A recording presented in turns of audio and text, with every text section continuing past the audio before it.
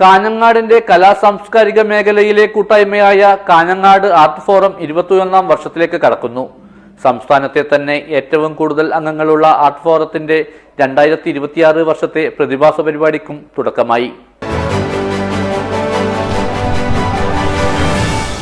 This news sponsored by Shobhika Weddings, Big Mall, Kanyanad, Kozhikode, Koilandi and Kuttiyadi.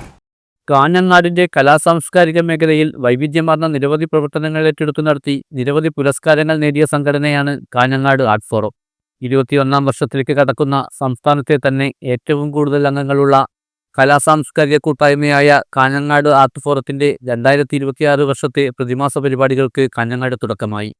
പുതിയ പ്രതിഭകളെ കണ്ടെത്തുന്ന സംസ്ഥാനതല സംഗീത മത്സരം ഉൾപ്പെടെ നിരവധി സംഗീത പരിപാടികൾ, നാടകോത്സവം, ദേശീയ ഫിലിം ഫെസ്റ്റിവൽ, നൃത്ത പരിപാടികൾ, നാടക ക്യാമ്പുകൾ തുടങ്ങി നിരവധി വ്യത്യസ്ത പരിപാടികളാണ് ഒരു വർഷം നീണ്ടു നിൽക്കുന്ന പ്രതിമാസ പരിപാടികളിൽ ആർട്ട് ഫോറം സംഘടിപ്പിക്കുന്നത്.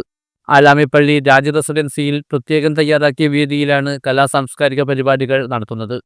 ഈ വർഷത്തെ കലാസാംസ്കാരിക പരിപാടികൾക്ക് മുന്നോടിയായി തദ്ദേശ സ്വയംഭരണ തെരഞ്ഞെടുപ്പിൽ മത്സരിച്ചു വിജയിച്ച ആർട്ട് ഫോറം അംഗങ്ങളെ ആദരിച്ചു.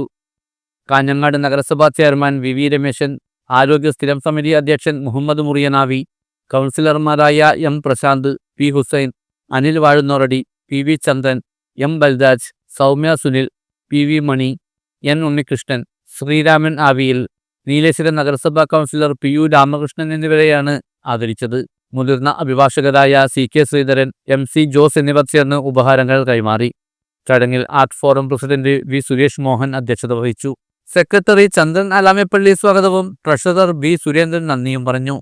തുടർന്ന് പ്രശസ്ത പിന്നണി ഗായകൻ കെ കെ നിഷാദിന്റെ നേതൃത്വത്തിൽ നിരവധി ഗായകരെ അണിനിരത്തി മാനന്തവാടി രാഗതരംഗ ഓർക്കസ്ട്രയുടെ സംഗീത നിശയും അരങ്ങേറി. News bureau, Kanhangad.